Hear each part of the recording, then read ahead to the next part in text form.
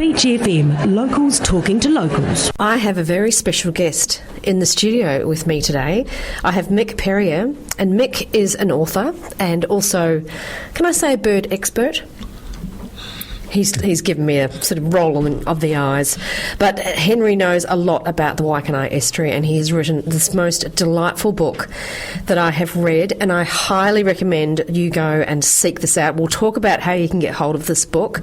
But essentially it is a love story, and it's a true New Zealand love story. It is delightful, and it's a beautiful book for small children and large children, especially ones like myself. It's a beautiful book.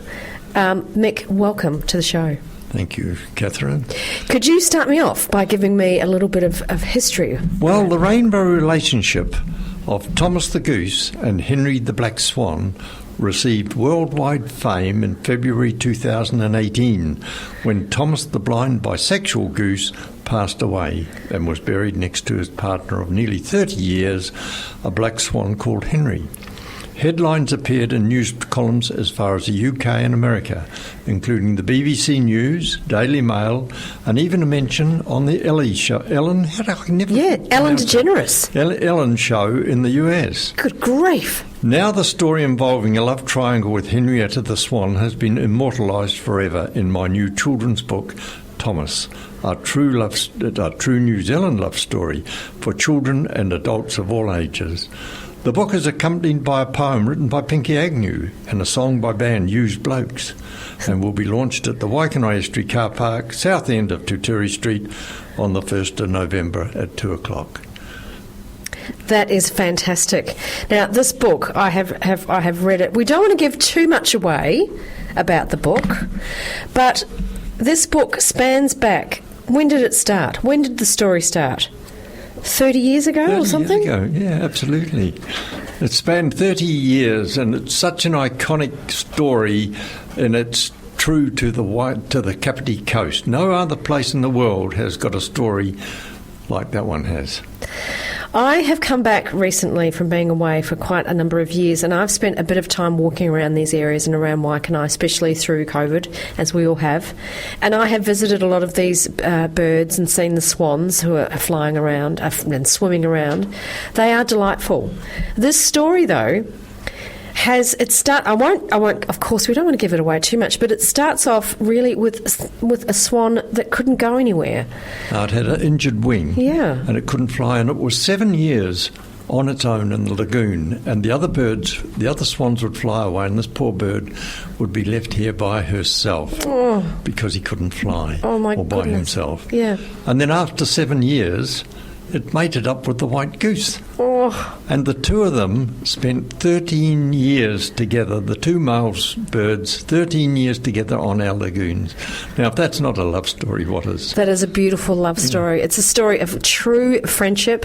But then what happened? Yes, what happened? Another swan entered the equation. Oh, my goodness. And all of a sudden we had an eternal triangle. We had the two swans and the goose. Wow, that caused a bit of an upheaval. Yes. But they were together for another 6 years. The three of them, I beg your pardon, and Thomas the Goose looked after the babies, and they had, in the 6 years, they had 83 babies. Wow. In 6 years, would you believe it? And Thomas the Goose looked after them as though they were his own. Geese are amazing. Well, animals are amazing. We do not give them enough credit. I don't know why we don't, but that we can learn a lot from these animals. They are sentient beings, and they know what's going on, and they... Well, after 6 years, Thomas lost his sight. Oh. Or he became very blind, so we took him to Johnsonville, to a bird rehabilitation place there, and he had 5 years there. Wow. Yeah. Now, tell me about Eileen. Well, Eileen is a great friend of mine, and she's a friend of all the birds on the estuary, and she spent a lot of time with these birds. She would sit beside the nest, and they would allow her to, and talk to the birds. And I've dedicated my book to Eileen. But Eileen had a bit of problems and ended up in hospital. Right. And she was there for quite some time. And at this time, Thomas the Goose was in Johnsonville. And I rang Eileen up and I said, Eileen, would you like us to take you to see Thomas at Johnsonville, and she thought that was a good idea. Yeah. But when the time came, she just wasn't good enough. She wasn't. She was just too crook. So we thought, why? Why don't we take the goose to see Eileen? So we knocked on the front door of the hospital, and we went inside and walked straight down the middle of the passage with this bloomin' goose, and he went and visited Eileen. So he's walking down the corridors of the hospital, Yep. just walking down, brass as anything, Yep. off to see my mate Eileen. Yep. That is Wouldn't just... believe it, would you? No, I don't believe it, and it's just beautiful. Yeah. No, everything in this book of mine is true. It actually happened. Another time was after the goose had lost his mate, Henry, when Henry died, and we had a funeral for Henry, his mate, Henrietta, Yes. the other swan, flew away, and that left Thomas by himself. Oh, dear. Well, he dearly wanted to be part of a new family, a swan family, and he saw a swan with a nest, so he went up to her and tried to be part of her family. Oh, dear, well, she Thomas. didn't want him. She didn't know him, so she hit him with a wing and pecked at him with a beak, and they had a bit of a Donnybrook. Oh, dear. So the local ladies who live round there formed a circle round the nest in deck chairs, and they stayed for 2 days and kept Thomas away from the nest so that the eggs could hatch. That's true part of it. This is amazing. I mean, if anyone knows geese or swans, they're very, especially if they've got babies around them, mothers protecting their babies. They can be very protective. They can, yes. and they can bite. Yeah. So that is amazing that people have done that and saw that was a requirement. Yeah. Because of course this poor new swan didn't realise that Thomas the goose. No, he wanted to. Thought he was a swan. Wanted to be a dad to her cygnets, and she wasn't having anything to do with it. Yeah. It's a really, really lovely story. It's a lovely book. And there's how many people attended the funeral of Thomas? Oh, there was about 80 or 90 people. Good grief. Came to the funeral for a bloomin' goose, would you believe it? We made a little casket, a white casket. Oh. We had a piper, and the piper piped everyone round the lagoons, and the mayor turned up, and the mayoress, and we had quite a few dignitaries. And that story, that actual funeral story went round the world. I think it's wonderful. Every country in the world picked it up and ran it in their newspapers. And Thomas was buried beside Henry. That's right.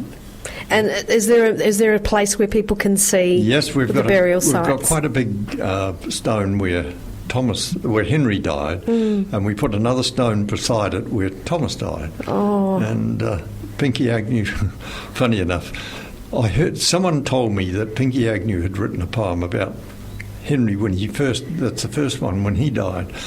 So I rang her up and says, could I have a copy of it? And she sent it to me, and I said, can I use it on the plaque? And she thought it was a good idea, so I got the local funeral director to make the plaque up, because it's a bronze plaque. Yeah. And I think it cost about $1,200, and I had money from all over the world come and pay for that. And we put Pinky's poem on it. And then when Thomas died, I wanted a poem for that too. So I rang Pinky up, and she was in Waiheke Island on holiday with her sister. Yeah. And I said, Pinky, can you write a poem for us for Thomas's plaque? And she said, I'm on holiday at Waiheke Island with my sister. And I said, well, whip down to the beach, sit on the beach and write a poem, which she did. And she sent me the poem. And then when I did this book, I wanted a poem for the book. So I rang Pinky up and I said, can I have a kid's poem? Well, you want to play it. It's absolutely delightful. So we've got it in the book, and we've got a little Covis icon that you can flick your phone over, and you can hear Pinky reciting her poem. Oh, it's wonderful. The artwork and the illustration is absolutely beautiful. In the book itself, there's also pictures, because I couldn't believe the story at first when I was reading, and I was tearing up because I am a bit of a sook, but I do love my animals and birds. And looking through the story, there's also these beautiful pictures of the area that I've been walking around during lockdown. So I've been in those areas. Beautiful pictures as well as illustrations. There's a picture of the funeral procession. There is a picture of Thomas and Henry. Oh, that might be the new swan and the babies. And then, of course, there are the links to the poem and the music that is also in there as well. The song, for Thomas's song. It's a really, really lovely book, and I really encourage people to get it. It's a true New Zealand story. It's a global story. It's pretty fancy, isn't it? You're going to be signing autographs, but we really want people to go along to the Waikanae Estuary Car Park, south end of Te Tere Street on the 1st of November. That's Sunday at 2 o'clock. There'll be a live band. Be Mr. Whippy, some vintage cars, book signing, of course. I hope you're going to get a good rest the night before, and there's more. So bring a picnic and make a family day of it, and get this beautiful book. Support the book; it's absolutely lovely. So Mick Peryer, I want to thank you so much for coming in and sharing your story with us, and we'll put this up on the website as well. Thank you, Catherine. 106.3 Beach FM.